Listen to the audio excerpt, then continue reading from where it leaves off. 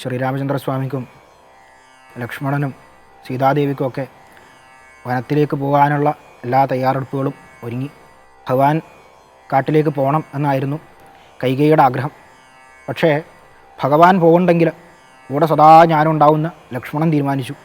അതേമാതിരി സീതാദേവി പതി എവിടെയുണ്ടോ അവിടെയാണ് എൻ്റെ സ്ഥാനം എന്ന് ദേവിയും തീരുമാനിച്ചു. അങ്ങനെ 3 പേരും പോവുകയാണ്. അതിനു വേണ്ടിയിട്ട് ഒരുക്കങ്ങളൊക്കെ തയ്യാറായി. പൗരാവലിയൊക്കെ അവിടെ നിന്നു, തയ്യാറായിട്ട് നിന്നു. കാരണം അവർക്ക് ഏറ്റവും സങ്കടകരമായിട്ടുള്ള അവസ്ഥയാണ്. അവരുടെ ജീവിതത്തിൽ ഇതിലും വലിയൊരു സങ്കടം ദുഃഖം അവരനുഭവിച്ചിട്ടുണ്ടാവില്ല. എല്ലാവരും ആ തരത്തിൽ വാവിട്ട് കരയാണ്. അപ്പോൾ ഭഗവാൻ അമ്മയായിട്ടുള്ള കൗസല്യാമാതാവിനോടൊക്കെ അനുവാദമൊക്കെ വാങ്ങി. ലക്ഷ്മണൻ സുമിത്രയോടും അനുവാദം വാങ്ങി. ഇനി വീണ്ടും പിതാവായിട്ടുള്ള ദശരഥ മഹാരാജാവിൻ്റെ അന്തഃപുരത്തിലേക്ക് വരികയാണ്. അവിടെ കൈകേയി മാതാവ് നിൽക്കുന്നുണ്ട്. കൈകേയിയോട് പറഞ്ഞു, അമ്മയെ വിഷമിക്കരുത്, എല്ലാ ഖേദങ്ങളും കളയുക. ഞങ്ങൾ 3 പേരും ഇപ്പോഴെ തന്നെ വനത്തിലേക്ക് പുറപ്പെടുകയാണ്. അമ്മ എന്താണോ ആഗ്രഹിച്ചത് ആ ആഗ്രഹം പിതാവിന് മുന്നേ വരം അദ്ദേഹത്തിൻ്റെ കയ്യിൽ നിന്ന് പ്രാപ്തമായിട്ടുണ്ട് എന്നുള്ള ഒരു വാക്ക് കാരണം ആ സമയത്ത് കൈകേയി വളരെ സന്തോഷത്തിൽ നിൽക്കുക. കാരണം മകന് രാജ്യം കിട്ടി. എന്താണോ താൻ ആഗ്രഹിച്ചത് അത് തനിക്ക് കിട്ടി. ഇപ്പോൾ 3 പേർക്കും പ്രത്യേകം മരവുരികൾ നൽകുന്നുണ്ട്. രാജകീയമായിട്ടുള്ള ഒരടയാളങ്ങളും ഒരു വസ്ത്രവും അവർ ധരിക്കരുത്. മരവുരികൾ ധരിച്ചുകൊണ്ട് വേണം പോകാൻ. ഇപ്പോഴേ ലക്ഷ്മണൻ ഭഗവാന്റെ ആജ്ഞയ്ക്ക് വേണ്ടിയിട്ട് കാത്തു നിന്നു. ഭഗവാന്റെ മനസ്സറിഞ്ഞ് ലക്ഷ്മണൻ അത് സ്വീകരിച്ചു. ശ്രീരാമചന്ദ്രസ്വാമി ആദ്യമേ അത് സ്വീകരിച്ചു. ഇപ്പോൾ ദേവി ഇത് കയ്യിൽ വെച്ചിട്ട് നോക്കിയിരിക്കുക. കാരണം ഇതിനു മുന്നേ ഇങ്ങനൊരു വസ്ത്രം ധരിച്ചിട്ടില്ല, ഇങ്ങനൊരു വസ്ത്രം ധരിച്ച ശീലമില്ല. വളരെ വില കൂടിയിട്ടുള്ള വളരെ ഗംഭീരമായിട്ടുള്ള പട്ടുവസ്ത്രങ്ങൾ മാത്രം ധരിച്ചവളാണ് ദേവി. ജനകൻ്റെ കൊട്ടാരത്തിൽ എല്ലാ സുഖങ്ങളിലും സൗകര്യങ്ങളിലും ജീവിച്ചവളാണ്.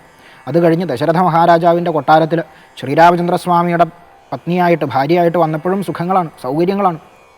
അങ്ങനെയുള്ള ദേവിക്ക് ഇത് ഉടുത്തിട്ട് ശീലമില്ല. അപ്പോൾ ദേവി ഇതിങ്ങനെ പിടിച്ചിട്ട് ഭഗവാനെ നോക്കി, എന്താ ചെയ്യേണ്ടത്? ഭഗവാനെ ഞാൻ എന്ത് ചെയ്യണം? ഇത് കൊടുക്കണോ? ഇത് വാങ്ങണോ? ത്യജിക്കാൻ പറ്റുമോ? ഒന്നും അറിയില്ല. അപ്പോൾ ഭഗവാൻ ഒന്നും പറയാണ്ട് ആ മരവുരി വാങ്ങിയിട്ട് ദേവിയുടെ ദിവ്യവസ്ത്രങ്ങളുടെ മുകളിൽ വെച്ചു കൊടുത്തു. ഇത് കണ്ടപ്പോൾ വസിഷ്ഠന് എന്തെന്നില്ലാത്ത ദേഷ്യം വന്നത്. നേരെ ഓടി വന്നിട്ട് കൈകേയിയെ ഒരുപാട് ഭർജിച്ചു. എന്നിട്ട് പറഞ്ഞു, ക്രൂരേ, നിശാചരി, ഖലേ, ഇങ്ങനെ ഒരു കാര്യം നിൻ്റെ മനസ്സിൽ എങ്ങനെയാണ് തോന്നിയത്? ഈ സീതാദേവി വനത്തിലേക്ക് പോകുന്നുണ്ടെങ്കിൽ, രാമനെ അനുഗമിച്ചിട്ട് സീത വനത്തിൽ പോകണ്ടെങ്കിൽ, എല്ലാ സുഖങ്ങളും സൗകര്യങ്ങളും അനുഭവിച്ച് അവൾ ഇന്ന് രാമനെ അനുഗമിച്ചിട്ട് പോകുന്നുണ്ടെങ്കിൽ സ്വർണ്ണാഭരണ വിഭൂഷിതയായിട്ട് നല്ല പട്ടുവസ്ത്രങ്ങൾ ധരിച്ചിട്ട് മാത്രമേ പോകൂ. അങ്ങനെ ദേവി പട്ടുവസ്ത്രങ്ങളൊക്കെ ധരിച്ചിട്ടാണ് കാട്ടിലേക്ക് പോണത്. ആ സമയത്ത് പൗരവാസികളെല്ലാം ഭഗവാന്റെ പിന്നാലെ കൂടി. എല്ലാവരും ഭഗവാന്റെ പിന്നാലെ വരികയാണ്. അങ്ങ് ഏതായാലും ഈ രാജ്യത്ത് നിൽക്കില്ല, അങ്ങ് വാക്ക് കൊടുത്തു. സൂര്യവംശത്തിൽ പിറന്നവർ വാക്ക് കൊടുത്തു കഴിഞ്ഞാൽ വാക്കാണ്, അതിനിളക്കം തട്ടില്ല. അതുകൊണ്ട് ഞങ്ങളും എന്ത് ചെയ്യും? അങ്ങയുടെ പിന്നാലെ വരും. സ്വന്തം കുടുംബത്തിൽ ഒരാൾ മരണപ്പെട്ട് കഴിഞ്ഞാൽ, അല്ലെങ്കിൽ ഒരാൾക്ക് അത്യാഹിതം സംഭവിച്ചു കഴിഞ്ഞാൽ എങ്ങനെ അവർ ദുഃഖിക്കുമോ അതേമാതിരി ദുഃഖിച്ചിട്ടാണ് ഭഗവാന്റെ പിന്നാലെ പോണത്.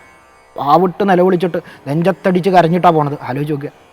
ഒരു രാജാവിന്, ഒരു ഭരണാധികാരിക്ക് ഇതിൽ പരം എന്ത് സ്വപ്നം കാണാൻ പറ്റും? ഇതിൽ പരം എന്താ ഒരു ഭരണാധികാരി നേടേണ്ടത്?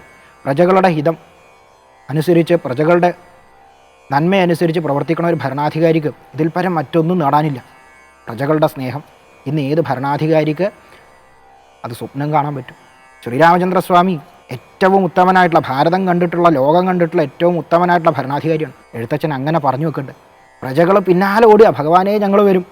അവസാനം ഇവർ ഉറങ്ങിക്കിടക്കണ സമയത്ത് തേർചക്രം അയോധ്യയുടെ നേരെ തിരിച്ച് കുറച്ച് ദൂരം അങ്ങനെ ഓടി അവരെ കബളിപ്പിച്ചിട്ടാണ് ഭഗവാൻ പോണത്. വേറൊരു നിവർത്തിയില്ല. ജനങ്ങൾ മുഴുവൻ തൻ്റെ കൂടെ വന്നു കഴിഞ്ഞാൽ തൻ്റെ കാര്യം നടക്കില്ല. രാജ്യം ശിഥിലാവും. പ്രജകളാണ് രാജ്യത്തിൻ്റെ അടിസ്ഥാനം, രാജാവല്ല. അത് ഭഗവാൻ അറിയാം. അപ്പോൾ ആ ജനങ്ങളൊക്കെ ദുഃഖിച്ചിട്ട് രാമസ്മരണയിൽ ഇനി എന്ത് ചെയ്യാം? ജീവിതം തള്ളി നിൽക്കാം. ഭഗവാനെയോ നഷ്ടപ്പെട്ടു. ആ സ്വരൂപത്തെ ഏതായാലും 14 കൊല്ലത്തേക്ക് ഞങ്ങൾക്ക് നഷ്ടപ്പെട്ടു. മാംസവും മജ്ജയോടും കൂടി ഞങ്ങൾ ഇതുവരെ കണ്ടിട്ടുള്ള സ്നേഹിച്ചിട്ടുള്ള ആരാധിച്ചിട്ടുള്ള ആ സ്വരൂപം കാട്ടിലേക്ക് പോയി. ഇനി ആ നാമത്തെ തന്നെ ശരണം പ്രാപിച്ചിട്ട് ജീവിക്കാം എന്ന് പറഞ്ഞിട്ട് എല്ലാവരും പോയി. ആ സമയത്താണ് ഗുഹനെ കാണുന്നത്.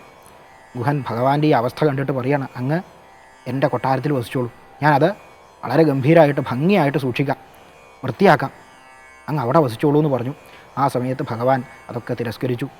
എൻ്റെ സഖാവായിട്ടുള്ള നീ ഈ രാജ്യം പരിപാലിക്കുക, ഞാൻ കാട്ടിലേക്ക് പോവുക എന്ന് പറഞ്ഞ് ഗുഹനെ സമാധാനിപ്പിച്ച് ആ സമയത്ത് ഭഗവാൻ കടക്കണ അവസ്ഥ കാണുമ്പോൾ ഗുഹൻ്റെ ഉള്ളു പൊട്ടിയിട്ട് സൗമിത്രിയോട് പറയുന്നുണ്ട്, ആ മന്ധര എന്ത് ക്രൂരയാണ്, കൈകേയി എന്ത് ക്രൂരയാണ്, എല്ലാ സുഖങ്ങളിലും ജീവിച്ചിട്ടുള്ള ഭഗവാൻ ഈ അവസ്ഥയിലാക്കിയല്ലോ. അപ്പോൾ സൗമിത്രി ഭഗവാൻ എന്താണോ സൗമിത്രിക്ക് ഭഗവാൻ ഉപദേശിച്ചു കൊടുത്തിട്ടുള്ളത്, ആ ഉപദേശത്തിൻ്റെ വെളിച്ചത്തിൽ നിന്നിട്ട് ഗുഹനൊരു ഉപദേശം കൊടുക്കുന്നുണ്ട്. സുഖദുഃഖങ്ങളെ പറ്റിയിട്ട് വളരെ വിസ്തരിച്ചിട്ടുള്ള ഉപദേശമാണ്. സുഖവും ദുഃഖവും നമ്മുടെ പൂർവ്വത്തിലുള്ള കർമ്മങ്ങൾക്കനുസരിച്ച് വരും എന്നാണ് പറയുന്നത്. നമ്മുടെ സുഖദുഃഖങ്ങളുടെ കാരണം മറ്റൊരാൾ എന്ന് ചിന്തിക്കരുത്, അത് നമ്മളാണ്.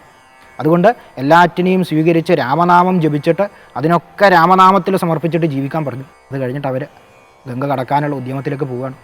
ഗംഗയ്ക്ക് ബലിപൂജകൾ നൽകാം എന്നുള്ള ഉറപ്പിൽ ദേവി ഗംഗ കടക്കുകയാണ്. ആ ഗംഗ കടക്കുന്ന ശ്രീരാമചന്ദ്രസ്വാമിയെ, സീതാദേവിയെ, ലക്ഷ്മണനെ മനസാ സ്മരിച്ചുകൊണ്ട് ഇന്നത്തെ അധ്യായം ഇവിടെ ഭഗവാന്റെ പാതാരവിന്ദങ്ങളിൽ സമർപ്പിക്കാം. ഹരി ഓം തത്സത്. ശ്രീ ഗുരുഭ്യോ നമഃ.